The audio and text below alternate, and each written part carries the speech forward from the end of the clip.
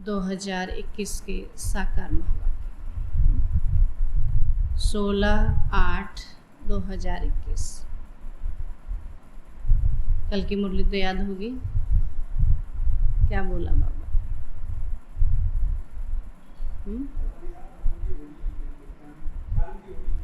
ज्ञान के रंगों की होली खेली है ना, सबसे गुण उठाना है,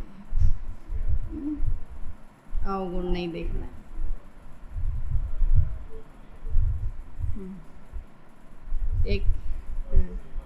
एक सेवा की 2 प्रकार के महारथी है। बाबा ने शुरुआत में बोला, तो अपने आप को देखना है कि मेरी स्थिति कैसी है। सेवा के कारण स्थिति बनती है, क्या बाबा कहते स्थिति ही सदा श्रेष्ठ रहती है। ऐसा महारथी बनना है। तो बाबा ने कहा होली मनाना माना, पहले जलाना, फिर रंग लगाना और फिर मिलन मनाना। तो बाबा ने कहा जला देते हैं जब बीज को तो वो भस्म हो जाता है, और जला हुआ बीज कभी भी अंकुरित नहीं होता है। और अगर दबा देते हैं तो समय परिस्थिति आने पर फिर से अंकुरित हो जाता है। इसलिए कोई भी बुराइयों के बीजों को दबाना नहीं है, बल्कि योग अग्नि से भस्म करना है। आज बाबा बोले, मीठे बच्चे सब बातों में सहनशील बनो। सब बातों में सहनशील बनो। निंदा स्तुति जय पराजय सब में समान रहो। निंदा स्तुति जय पराजय सब में समान रहो। सुनी सुनाई बातों में विश्वास नहीं करो। सुनी सुनाई बातों में विश्वास नहीं करो। प्रश्न है, आत्मा सदा चढ़ती कला में आगे बढ़ती रहे, उसकी सहज युक्ति सुनाओ। आत्मा सदा चढ़ती कला में आगे बढ़ती रहे, उसकी सहज युक्ति सुनाओ। उत्तर है, एक बाप से ही सुनो, दूसरे से नहीं। एक बाप से ही सुनो, दूसरे से नहीं। फालतू पर चिंतन में, वाहियात बातों में, फालतू पर चिंतन में, वाहियात बातों में अपना समय बर्बाद न करो।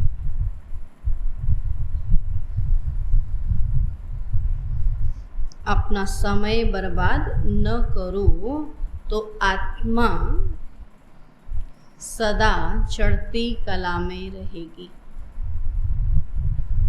तो आत्मा सदा चढ़ती कला में रहेगी। उल्टी सुल्टी बातें सुनने से, उल्टी सुल्टी बातें सुनने से, उन पर विश्वास करने से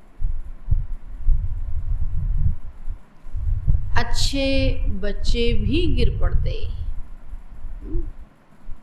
उल्टी सुल्टी बातें सुनने से, उन पर विश्वास करने से अच्छे बच्चे भी गिर पड़ते हैं।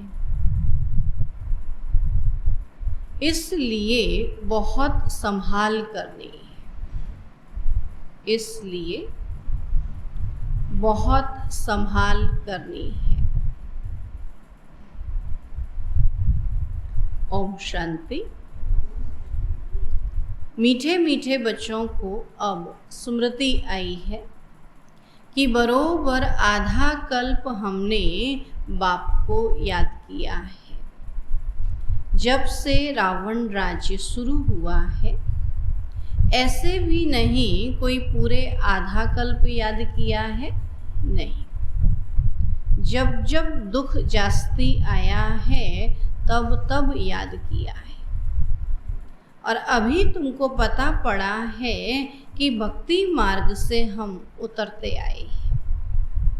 ड्रामा का राज बुद्धि में है, मुख से कुछ कहने का भी नहीं है ना। सारा ड्रामा का राज जान लिया तो बाबा कहते मुख से कुछ कहने का भी नहीं है, हम उनके हो गए, इसलिए जास्ती ज्ञान की दरकार नहीं है ना। बाबा कहते हैं जब समझ लिया, जान लिया, तो बार बार मुख से वर्णन करने की आवश्यकता क्या है?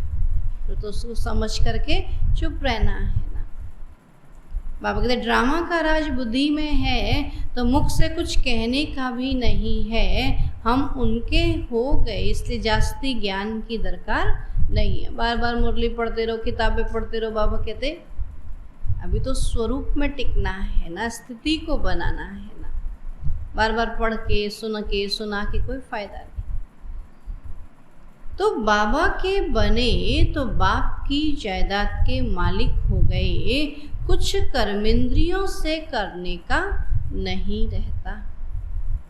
तो भक्ति मार्ग में भगवान से मिलने के लिए कितने यज्ञ तप दान पुण्य करते हैं, और जहाँ भी जाओ सब जगह तीर्थ मंदिर अथाह है। ऐसा कोई मनुष्य नहीं जो सारे भारत के तीर्थ और अथाह मंदिर आदि घूम सके। है ऐसा जो रात दिन तीर्थों में घूमते रहे, मंदिरों में घूमते रहे। अगर घूमे भी तो कुछ मिलता ही नहीं। मंदिरों में तो जाते हैं चढ़ाने के लिए, वहाँ से कुछ लेने के लिए जाते हैं क्या? और जाके मन खराब करके आते हैं। जो भी तीर्थ करने जाते हैं कहते एक तो गंदगी देख के मन खराब होता, दूसरे वहाँ जो पंडित बैठते हैं और जब पैसा मांगते हैं तो मन खराब होता है ना। तो सोचो गए थे मन की शांति के लिए, कुछ लेने के लिए, लेकिन वहाँ कुछ मिला तो नहीं। तो बाबा कहते कुछ मिलता नहीं। वहाँ घंटा घड़ियाल आदि कितना घमसान है। अब यहाँ तो घमसान की बात नहीं, न गीत गाने न तालियां बजाने की बात है।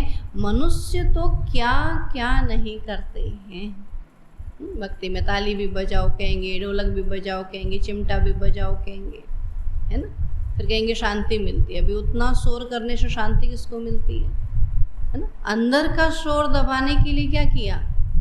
बाहर शोर कर दिया, और जब बाहर शोर हुआ तो अंदर का शोर ऐसा लगा कुछ देर के लिए शांत हो गया, बाकी शांत हुआ नहीं। जैसे घर आए अंदर का शोर तो वैसे ही था। अब बाबा कहते मनुष्य क्या क्या नहीं करते, अर्थाह कर्मकांड हैं, और यहाँ तो तुम बच्चों को सिर्फ याद करना है और कुछ भी नहीं, है ना। यहाँ दुनिया में जो शोर सुनना नहीं चाहते ना अंदर का, यहाँ उसको सुनना है और सुन करके उस शोर को शांत करना है जो अंदर में चल रहा है ना। वही तो योग है। नेगेटिव खत्म करके बाबा कहते पॉजिटिव चलाना है। तो कुछ भी नहीं, घर में रहते सब कुछ करते, सिर्फ बाप को याद करना है।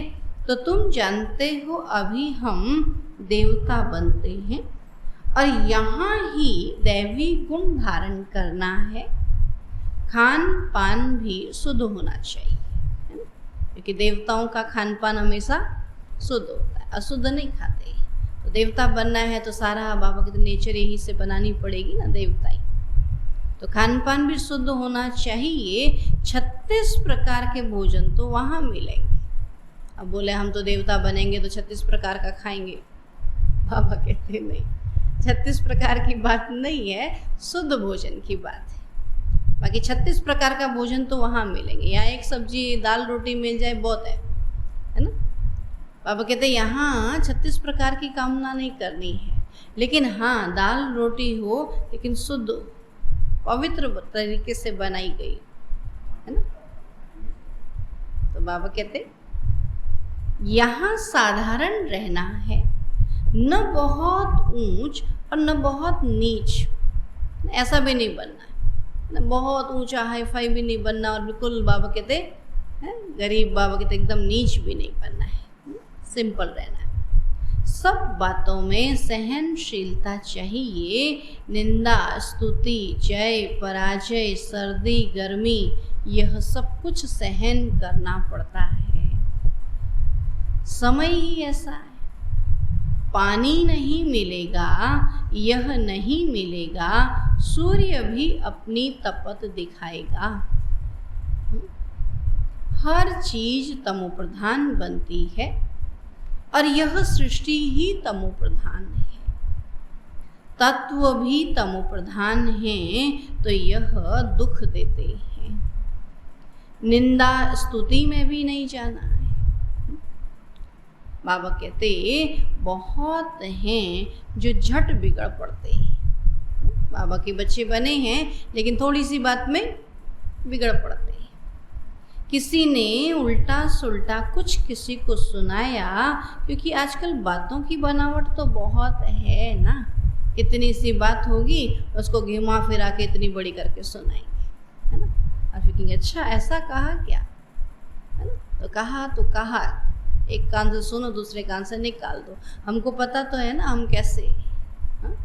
तब बाबा कहते क्या करते, झट बिगड़ पड़ते हैं। उल्टा सुल्टा सुनाया, आजकल बातों की बनावट तो बहुत है ना, तो कोई ने कुछ कहा तुम्हारे लिए, बाबा यह कहते हैं कि इनको देह अभिमान है। बाहर का शो बहुत है तो यह किसी ने सुनाया बस बुखार चढ़ जाएगा। कहेंगे इनका तो दिखावा बहुत करते हैं, बाहर का शो बहुत है, और सुन लिया तो क्या हमारे लिए ऐसा कहा, बस फिर क्या होगा, फिर बुखार आ जाएगा। बोला क्या हो गया, अभी तो अच्छे थे। बोला ना उसने ऐसा कहा ना, इसलिए मेरे हाथ पैर अब काम नहीं करते। हाथ पैर कांपने लगते, बुखार चढ़ जाता है, पता है आपको। बैठ जाते, बोला अभी क्या हो गया, बोला उसने इतनी बातें सुना दी। बाबा कहते बस बुखार चढ़ जाएगा, नींद भी फिट जाएगी, नींद ही नहीं आएगी। आधा कल्प के मनुष्य ऐसे हैं, कोई को भी झट बुखार चढ़ा दें झट पीले हो जाएंगे। दुनिया के मनुष्य तो ऐसे ही है ना, ऐसा बोलेंगे। बाबा कहते बुखार चढ़ जाएगा पीले हो जाएंगे। आजकल बुखार आता है किस में, पीलिया में, तो क्या हो जाएंगे एकदम पीले हो जाएंगे। तो बाबा कहते हैं कोई भी ऐसी वाहियात बातें नहीं सुन। हमको बाबा की मुरली सुननी है, बाबा को सुनना है, तो क्यों फालतू बातें सुने। बाप कभी भी किसी की निंदा नहीं करते हैं, बाबा तो समझाने के लिए ही कहते हैं। बाबा किसी की बुराई नहीं कह रहे, लेकिन समझा रहे हैं। दुनिया में जाओगे तो वाहियात बातें ही मिलेंगी, उल्टी सुल्टी बातें एक दो को सुनाने से अच्छे बच्चे भी बिगड़ पड़ते हैं। तो ट्रेटर बन वाहियात बातें जाकर एक दो को सुनाएंगे, है ना। उनका काम ही क्या होता है, फालतू बातें सुनाना, अपना दिमाग खराब करना और दूसरों का दिमाग खराब करना।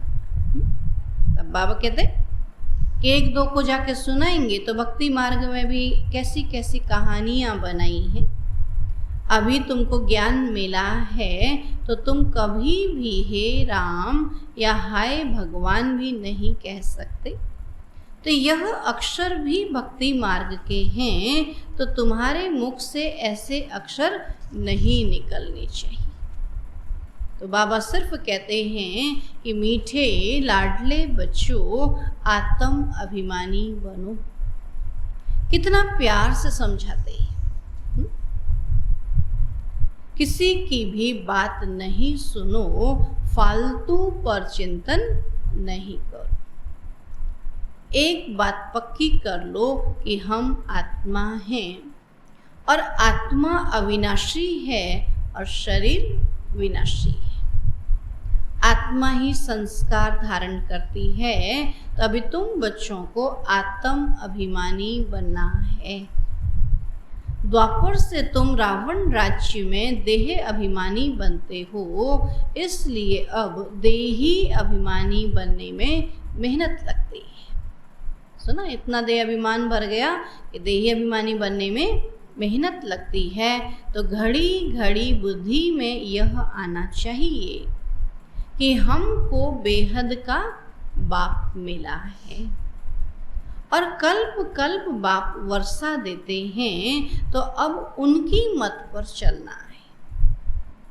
उनके लिए ही गायन है, तुम मात पिता हम बालक तेरे। तो वह सब संबंधों का सुख देने वाला है, उनमें सब मिठास है।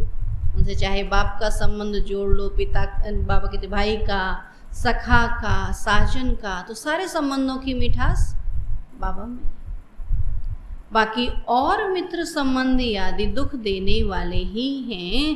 तो एक ही बाप है जो सबको सुख देने वाला है और रास्ता भी बिल्कुल सहज बताते हैं कि अपने को आत्मा समझ मुझ बाप को याद करो। तो बाबा समझाते हैं यह कोई नई बात नहीं है।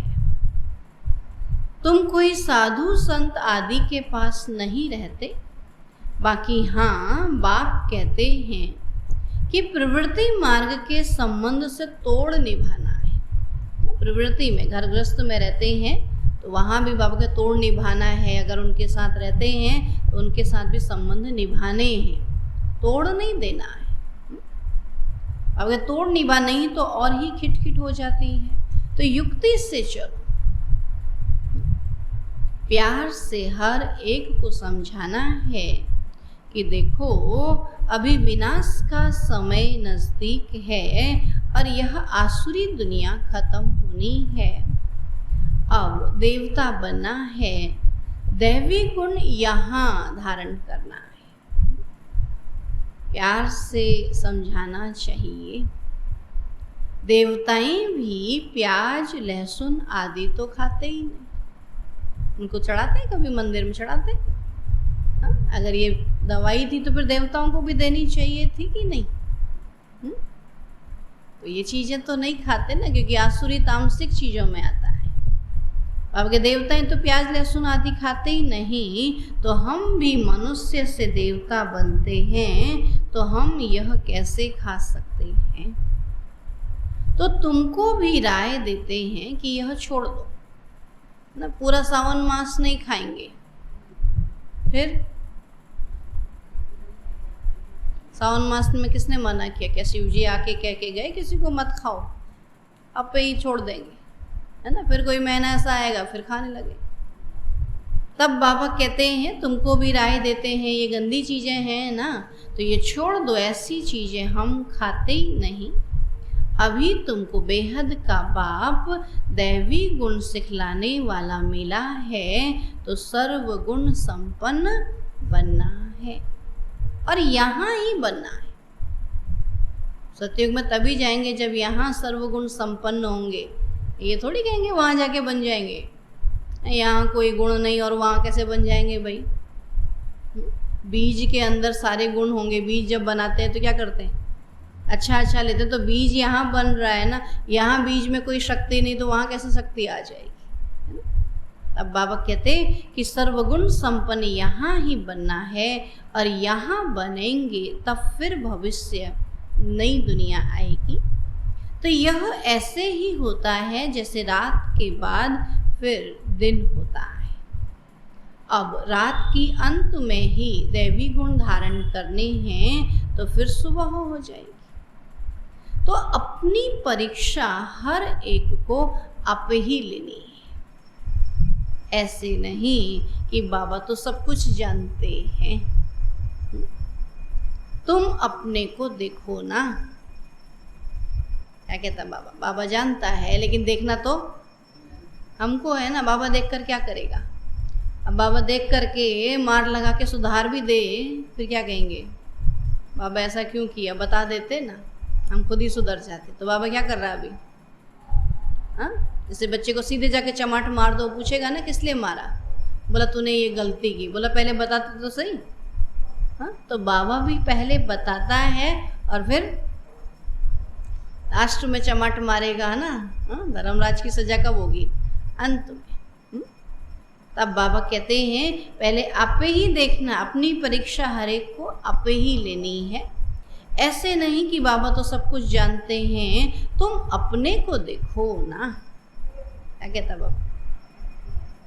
स्टूडेंट ऐसे कभी नहीं कहेंगे कि टीचर तो सब कुछ जानते हैं। इम्तहान के दिन नज़दीक आते हैं तो बच्चे खुद भी समझते हैं हम कितना पास होंगे, किस सब्जेक्ट में हम ढीले हैं और मार्क्स कम लेंगे, फिर सब मिलाकर पास हो जाएंगे। तो यह समझते हैं, तो इसमें भी अपनी जांच रखनी है कि हमारे में क्या कमी है। मैं बहुत मीठा बनाऊं, जैसे इस लॉकडाउन में बच्चों का रिजल्ट बनाया ना, हाई स्कूल इंटर वालों का, ऐसे ही बाबा भी हमारा रिजल्ट बनाएगा। जब से हम ज्ञान में चले हैं, तब से मार्क्स जुड़े जाएंगे। अंत समय का नहीं देखा जाएगा, हाँ, ये पूरा समय देखा जाएगा कि हमने क्या पुरुषार्थ किया, वरना अंत में तो सभी कर लेंगे। जब विनाश होने लगेगा उस समय तो हमसे भी ज़्यादा तपस्वी निकलेंगे, जो सारा 8 घंटे क्या 24 घंटे भी योग में बैठ जाएंगे। तो बाबा किसका देखेगा? पूरे जीवन काल का। इसलिए बाबा ने कहा बहुत काल का अभ्यास देखा जाएगा। इसलिए बाबा कहते रोज 8 घंटे का चार्ट रख, क्योंकि बाबा को पता आने वाले समय में 8 घंटा क्या वो 12-13 घंटा भी पुरुषार्थ करने वाले हैं। फिर हमारा पुरुषार्थ क्या हो जाएगा? अगर हमने नहीं किया तो कम हो जाएगा ना। इसलिए बाबा कहते बहुत काल का अभ्यास देखा जाएगा। बच्चे खुद भी समझते हैं हम कितना पास होंगे। बाबा कहते हैं कि हमारे में क्या कमी है। मैं बहुत मीठा बना हूँ, सबको प्यार से समझाना है कि हम आत्माओं का बाप परम पिता परमात्मा है। मनुष्य की बात नहीं है। हम निराकार को भगवान कहते हैं और भगवान रचता एक ही है, बाकी सब है रचना।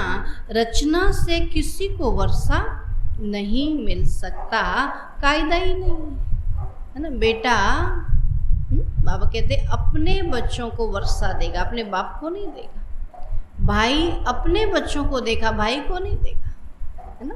मामा जो है अपने बच्चों को देगा, भांजे भांजियों को नहीं देगा। हमेशा वर्षा किससे मिलता है? बाप से। तो बाबा कहते रचना से किसी को वर्षा नहीं मिल सकता, कायदा नहीं है। अब सर्व रचना का सदगति दाता एक ही रचता बाप है और उसमें साधु संत सब आ गए हैं। अब हैं तो सब आत्माएं ना। हाँ, मनुष्य अच्छे बुरे तो होते ही हैं, पोजीशन ऊंचा नीचा होता है। सन्यासियों में भी नंबरवार है। कोई तो देखो भीख मांगते रहते हैं और कोई को सब पाँव पड़ते हैं ना। सन्यासियों में भी अंतर है। एक सन्यासी भीख मांगेगा, कहीं खाना मांगेगा, कहीं पैसा मांगेगा, और एक सन्यासी ऐसा सारे मनुष्य इसके आगे जाकर पैर पड़ेंगे। तो है तो सन्यासी ना। तब बाबा कहते हैं कि तुम बच्चों को भी ऊंच बनना है। जैसे सन्यासी है ना, कोई मांग के खाने वाले और कोई बाबा कहते ऊंच पर, ऐसे बाबा के तुमको भी ऊंच बनना है, मांग के खाने वाला नहीं बनना है कि दे दो नहीं। बाबा कहते पुरुषार्थ ऊंचा करना है। बहुत मीठा बनो, कभी भी क्रोध से बात नहीं करनी चाहिए। जितना हो सके प्यार से काम लो।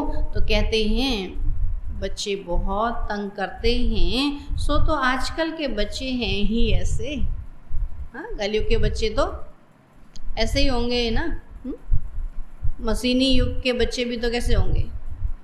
मशीनी होंगे ना। उनका दिमाग भी तो कंप्यूटर होगा ना, कंप्यूटर बनाने वाले हैं। तो प्यार से उनको समझाओ। दिखाते हैं कि कृष्ण चंचलता करता था तो उनको रस्सी से बांधते थे। अब जितना हो सके प्यार से समझाना है, या तो हल्की सजा। आजकल तो हल्की सजा, उनका मोबाइल ले लो, सजा ही सजा, नहीं इतनी सजा बहुत है। तो बेचारे अबोध हैं, अनजान हैं, उनको क्या पता है ना। हम तो जानबूझ के भी गलती कर लेते, वो बेचारे तो अनजान है। समय भी ऐसा है, बाहर का संग दोष बहुत खराब है। अभी बेहद का बाप कहते हैं तुम्हें मूर्ति आदि रखने की कोई दरकार नहीं, कुछ भी मेहनत करने की दरकार नहीं है। शिव का चित्र भी क्यों रखे, वो तो तुम्हारा बाप है ना। और घर में बच्चे बाप का चित्र क्यों रखेंगे? दुनिया में घर में बाप का चित्र कब रखते हैं? जब वो चला जाता है ना। इसलिए भक्ति में भी कब चित्र रखा? जब बाबा चला गया। तो बाबा के तुमको भी जरूरत क्या है, बाबा तो याद है ना। बाबा तो हाजिरा हजूर है ना। बाबा कहते हैं मैं अभी हाजिर नाजिर हूँ ना, फिर चित्रों की तो दरकार ही नहीं है ना। लेकिन फिर दूसरों को परिचय कैसे दें, इसलिए चित्र रखा है। कैसे बताएंगे ये हमारा बाप है? बाबा कहते हैं मैं बच्चों को बैठ समझाता हूँ। कहते हैं बाप दादा को देखें, कि हम क्या करें, बाप दादा को देखें। अब बाबा तो है निराकार, उनको तो देख ना सकें, बुद्धि से समझ सकते हैं। बाबा कहते हैं मैं इनमें प्रवेश कर तुमको नॉलेज बैठ देता हूँ, नहीं तो कैसे आऊं? कृष्ण के तन में कैसे आएगा, सन्यासियों में भी नहीं आ सकता हूँ। मैं आता ही उनमें हूँ, जो पहले नंबर में था वही अब लास्ट नंबर में है। तुमको भी अभी पढ़कर फिर पहले नंबर में जाना है। अब पढ़ाने वाला तो एक ही है, जिसको ज्ञान का सागर कहा जाता है। तो तुमको ज्ञान बहुत अच्छा मिलता है। तुम जानते हो कि शांति धाम हमारा घर है और सुख धाम हमारी राजधानी है। तो बच्चों को कहाँ अच्छा लगता है? तो घर में अच्छा लगता है या राजधानी, है ना। दुख धाम रावण की बात सही है। तो अभी बाप कहते हैं मीठे मीठे बच्चे अपने घर को, शांति धाम को याद करो, सुख धाम को याद करो। दुख धाम के बंधन को भूलते जाओ। ऐसे और कोई कह न सके और न वह जा सकते हैं। ड्रामा के बीच से वापस कोई भी जा न सके। तो यह जो कहते हैं फलाना ज्योति ज्योत समाया या पार निर्वाण गया, एक भी जाता नहीं है। सबका बाप अथवा मालिक एक ही परम पिता परमात्मा है और वह सब आशिकों का एक ही माशूक है। तो वो जिस्मानी आशिक माशूक एक दो को याद करते हैं, बुद्धि में चित्र आ जाता है। एक दूसरे को क्या करते हैं, याद करते हैं, तो एक दूसरे का चित्र याद आ जाता है, शरीर दिखाई देता है ना। फिर एक दो को याद करते रहेंगे, खाना खाते रहेंगे, याद करते रहेंगे। अब वह तो है एक जन्म के आशिक माशूक, है ना। शरीर छोड़ दे तो कौन कहाँ गया क्या पता। लेकिन ये तो बाबा कहते पूरे 63 जन्मों से उसको पुकारते आए ना, उसी को तो पुकारा ना सबने, भगवान भगवान ही तो कहा ना, वहाँ क्या पता था। तो ये तो इतने जन्मों का हमारा आशिक माशूक है ना। तो तुम जन्म जन्मांतर के आशिक हो उस एक माशूक के, तुमको और कुछ भी नहीं करना है, सिर्फ एक बाप को याद करना है।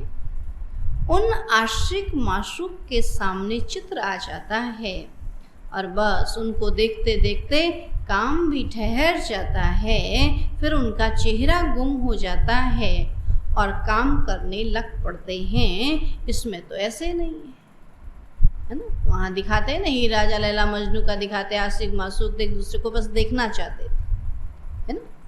बाबा कहते वो देखते रहते थे और फिर अपने काम धंधे में लग जाते थे। अब बाबा कहते यहाँ तो चेहरा देखने की भी बात नहीं है, वो है ही कैसा, निराकार ना। बाबा इसमें तो ऐसे नहीं, आत्मा भी बिंदी है, परमात्मा भी बिंदी है। तो अपने को आत्मा समझ शिव बाबा को याद करना है, इसमें ही मेहनत है। कोई भी ऐसी प्रैक्टिस करते ही नहीं है। आत्मा का ज्ञान मिला, अर्थात आत्मा को रियलाइज किया, बाकी रहा परमात्मा, है ना। अगर आत्मा को महसूस किया, हाँ मैं आत्मा एक करंट जैसी, एक बिंदु जैसी, महसूस ही तो करना है।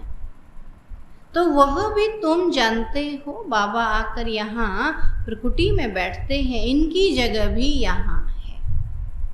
आत्मा कहाँ से भी चली जाती है मालूम ही नहीं पड़ता है। उनका मुख्य स्थान प्रकृति है। तो बाबा कहते हैं मैं भी बिंदी हूँ, इसमें आकर बैठा हूँ, तुमको पता भी नहीं पड़ता है।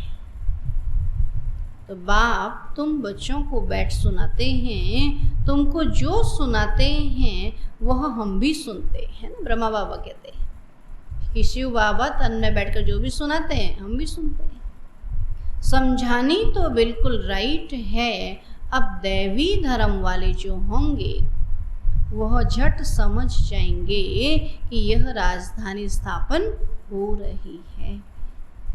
पहले स्थापना और फिर विनाश भी होगा। और कोई धर्म स्थापक ऐसे नहीं करते हैं, वह सिर्फ अपना धर्म स्थापन करते हैं, फिर वृद्धि को पाते हैं। यहाँ तो जो जितना जितना पुरुषार्थ करते हैं उतना भविष्य में ऊंच पद पाते हैं। तुम भविष्य 21 जन्मों के लिए प्रारब्ध बनाते हो तो कितना पुरुषार्थ करना चाहिए। और है बहुत सहज, योग भी सहज, जिससे तुम्हारे विकर्म विनाश होते हैं। तो बाबा कहते हैं मैं गारंटी करता हूँ, कल्प कल्प में ही आकर तुम बच्चों को पावन बनाता हूँ, और वहाँ पतित एक भी होता ही नहीं। सतयुग में बाबा कहते एक भी पतित होता ही नहीं। तो ज्ञान भी कितना सहज है। 84 जन्मों का चक्र कैसे लगाते हैं, तो वह भी बुद्धि में नॉलेज है। 8, 12, 21, 42 और 1, है ना। बाबा के चक्र भी पता है ना। हमने 84 का चक्र लगाया है, यह निश्चय रखना है। और निश्चय में ही विजय है। ऐसे नहीं कि पता नहीं हम 84 जन्म लेते हैं या कुछ कम। जबकि तुम ब्राह्मण हो तो तुमको निश्चय होना चाहिए कि बरोबर हमने 84 का चक्र पूरा भोगा है, और यह तो बहुत सहज समझानी है। तो बच्चों को समझाया है कि ये चित्र सब दिव्य दृष्टि से बाबा ने बनवाए, करेक्ट भी कराए हैं। तो शुरू में जब बनारस में बाबा एकांत में रहते थे तो ऐसे चक्र दीवारों पर बैठ निकालते थे। समझते कुछ नहीं थे कि ये क्या है ना। बाबा साक्षात्कार कराते थे, बाबा बैठ करके चित्र बनाते रहते थे। ये थोड़ी पता था ये क्या बना रहे हैं ना। जैसे हम भी भक्ति मार्ग में करते हैं ना, मंदिर में बैठेंगे चित्र बनाएंगे, बोले ये क्या बनाया मुझे ही नहीं पता, है ना। पढ़ देते थे ना, उसमें तरह तरह के हाथ घुमाते, जैसा चित्र बन गया फिर उसको सोचते थे ऐसा तो नहीं बना, ऐसा तो नहीं बना। तो ऐसे बाबा भी चित्र बनाते, क्योंकि संकल्प बाबा दे रहा है। कई बार होता है ना, संकल्प आता है चित्र बनाते। तो समझते नहीं थे कि ये क्या है, लेकिन खुशी होती थी। साक्षात्कार होने से जैसे उड़ जाते थे कि ये क्या होता है, समझ में नहीं आता था। और तुम जानते हो जो चित्र पहले बने थे वह फिर बदल कर नए नए बनाते गए। जैसे जैसे मशीनें आती गई चित्र भी नए नए बनाते गए। अभी नए नए चित्र कल्प पहले मुआफिक बनते जाते हैं। अब सीढ़ी का चित्र देखो कितना अच्छा है। इस पर समझाना सहज है तो देरी से आने वालों को और ही सहज समझानी मिलती है। सोचो जब शुरू शुरू में आते होंगे तो कितना मेहनत होती होगी समझाने में। किताबें नहीं, चित्र नहीं, कुछ भी नहीं, ऐसे ही समझाते थे, बस याद करो। और धीरे धीरे किताबें बनी, चित्र बने। आज तो बिल्कुल टीवी में ऐसा स्पष्ट दिखा देते हैं, ऐसे चढ़ते उतरते हैं ना, परम धाम से उतरते, इतना सहज कर दिया है, फिर भी लोगों को समझ नहीं आता। तब बाबा कहते हैं देरी से आने वालों को और ही सहज समझानी मिलती है। अभी नए नए जो आते हैं 7 दिन में सारा नॉलेज समझ लेते हैं, है ना। और हमने तो मुरली से 1 साल में समझा, कोर्स कराने वाला कोई था नहीं। कोर्स क्या होता पता ही नहीं, बोले ऐसे ऐसे चित्र देख, 1 दिन में सारे चित्र दिखा दिए और बोला अभी मुरली पढ़। मैं कहूँ मुरली में कह कौन रहा मुझे याद कर, बोल तू ही बता कौन कह रहा होगा। मैंने है तो कोई बड़ी सत्ता जो कहे कि मुझे याद कर, ऐसे कहने के लिए भी तो क्या चाहिए, हिम्मत चाहिए ना। ऐसा ही होगा जो कहे कि मुझे याद कर, हाँ, तो ये तो भगवान के सिवा और कोई नहीं कह सकता। तो मुरली पढ़ पढ़ के ही समझ में आ गया, है ना। तब बाबा कहते जो ज्ञान मुरली में है वो कहीं नहीं। तो आजकल तो 7 दिन में नॉलेज समझ लेते, पुरानों से भी आगे जा रहे हैं। कोई कहते हैं पहले आते थे तो अच्छा था, अरे यह भी फिक्र मत करो, अभी भी आ गए। जो आए ही नहीं है, जो समझ ही नहीं रहे, अंत में कितना पछताएंगे, है ना। आगे आते थे और ही भागंती हो जाते थे तो, हाँ, अगर पहले आते और ज्ञान, हमने देखा ना एक भाई 25 साल का भाई ज्ञान छोड़ के गया, एक बहन 10 साल से ज्ञान में चलती भी ज्ञान छोड़ के चली गई, तो क्या फ़ायदा। आगे आए तो भाग के चले गए ना, मेहनत समझी ना, बोला भी कैसे करें, रस्तों में रहना भी है, दुनियादारी भी देखनी है ना। आराम से आए हैं, कम से कम टिके रहो। क्यों पूरन भाई, नहीं क्या हुआ याद आ गए पुराने दिन। तब बाबा क्या कहता, होता है ना, जब शुरू में थे तो क्या मजे थे, अभी देखो सब रेडीमेड है, लेकिन अब वो समय नहीं है हमारे पास।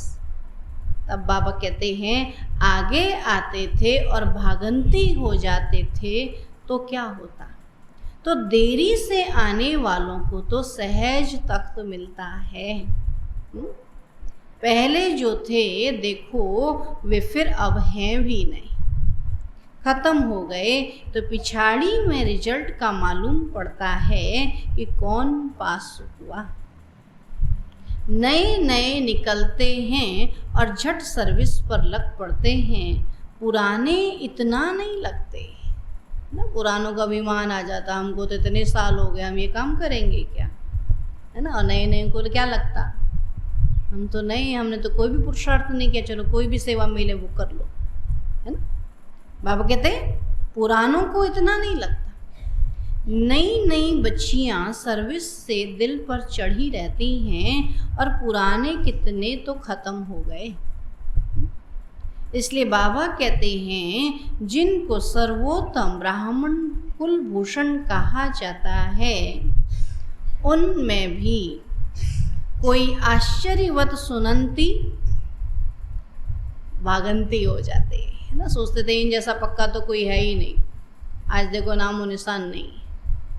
तो इसलिए कोई ये ना समझे कि ये पक्का हो गया, अभी पक्के की मुहर तो बाबा ने लगाई नहीं, है ना। बाबा कहते पुरुषार्थ करते रहो, अंत घड़ी पता चलेगा, जब शरीर से आत्मा जाएगी तब कहेंगे कच्चा या पक्का, है ना। इस दुनिया में माया कब किसको भगा दे कोई नहीं पता। तो इसलिए बाबा कहते हैं ये आश्चर्यवत सुनंती भागंती हो जाते हैं। अभी तो कोरोना ऐसे हिला रहा है ना पेड़ को, अभी तो और हिलाएगा ना, कितनी छटनी होती है पता चल जाएगा। अभी तो फिर भी घर में बैठ के मुरली सुन रहे हैं, और ऐसी आफतें आएंगी तो वो घर में बैठ के भी नहीं सुनेंगे। तब बाबा कहते जो गाया हुआ है वह अब प्रैक्टिकल हो रहा है। अच्छा, मीठे मीठे सिकी लधे बच्चों प्रति माता पिता बाप दादा का याद प्यार और गुड मॉर्निंग। रूहानी बाप की रूहानी बच्चों को नमस्ते। हम रूहानी बच्चों की रूहानी बाप दादा को नमस्ते नमस्ते नमस्ते।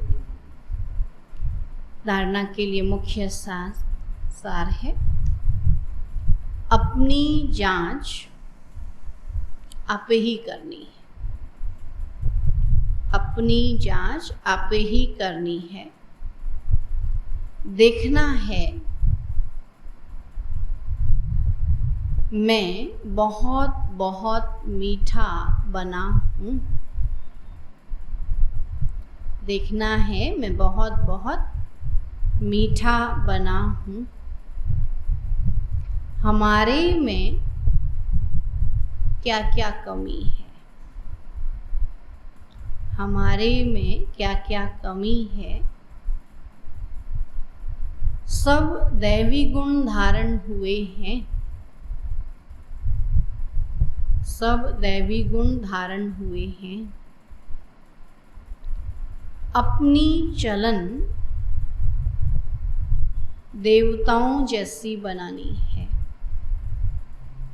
अपनी चलन देवताओं जैसी बनानी है। आसुरी खान पान त्याग देना है। आसुरी खान पान त्याग देना है। दूसरा पॉइंट है, कोई भी वाहियात बातें न सुननी है और न बोलनी है। कोई भी वाहियात बातें न सुननी है और न बोलनी है। सहनशील बनना है। सहनशील बनना है। वरदान है, कर्मातीत स्टेज पर स्थित हो। चारों ओर की सेवाओं को हैंडल करने वाले। चारों ओर की सेवाओं को हैंडल करने वाले सिद्धि स्वरूप भव। कर्मातीत स्टेज पर स्थित हो, चारों ओर की सेवाओं को हैंडल करने वाले सिद्धि स्वरूप भव। बाबा कहते आगे चलकर चारों ओर की सेवाओं के विस्तार को हैंडल करने के लिए भिन्न भिन्न साधन अपनाने पड़ेंगे, क्योंकि उस समय पत्र व्यवहार या टेलीग्राम टेलीफोन आदि काम नहीं करेंगे। ऐसे समय पर वायरलेस सेट चाहिए। और वो कहता बाबा मनसा का वायरलेस सेट चाहिए। इसके लिए अभी अभी कर्म योगी और अभी अभी कर्मातीत स्टेज में स्थित रहने का अभ्यास करो, तब चारों ओर संकल्प की सिद्धि द्वारा सेवा में सहयोगी बन सकेंगे, है ना। मनसा बाबा कहते इतनी क्लियर होगी, जो संदेश दिया वो कैच कर लेंगे और सेवा में हाजिर हो जाएंगे। स्लोगन है, परमात्मा प्यार की पालना का स्वरूप। परमात्मा प्यार की पालना का स्वरूप आपकी सहयोगी जीवन है। परमात्मा प्यार की पालना का स्वरूप आपका सहयोगी जीवन है ना। बाबा को सहयोग करते हैं, यही परमात्मा पालना है। ठीक है, आज बाबा ने धारणाओं के ऊपर मुरली चलाई है। कुछ भी हो, अपनी धारणाएं जो हैं अच्छी रखनी है ना। मीठा बोलना है ना, कोई वाहियात बातें न सुननी सुनानी है। सहनशील बनना है, सबके साथ मिलजुल के रहना है ना। बाबा के संग दोष में नहीं आना है। आज की दादी की विशेषता है, अनुभवों की अथॉरिटी के साथ नम्रता का अवतार। दादी जी ने ज्ञान और योग की गहराइयों को समझकर उसे अपने अनुभव में उतारा। वे अनुभवों की अथॉरिटी थी। बाबा की शिक्षाओं से दादी जी ने अपना श्रृंगार किया। वे यज्ञ की हर प्रकार की स्थूल सूक्ष्म सेवाओं में सदा आगे रहती, पहले करती फिर दूसरों से करवाती। वे अथॉरिटी होते भी नम्रता का अवतार थी। उनके अथॉरिटी के बोल भी सबको बहुत प्यारे लगते थे। सत्यता की अथॉरिटी होते भी उनके हर बोल में सभ्यता समाई रहती। सत्यता की अथॉरिटी होते भी उनके हर बोल में सभ्यता समाई रहती। सत्य बोलते लेकिन सभ्यता से बोलते है ना। अभी तो सत्य बोलते हैं लेकिन बहुत कड़वे तरीके से बोलते हैं ना। भगवान आया है, विनाश होगा, ये सत्य है, लेकिन इसको कहने के लिए भी तो मीठा होना चाहिए ना। भगवान आया है, विनाश होने वाला है।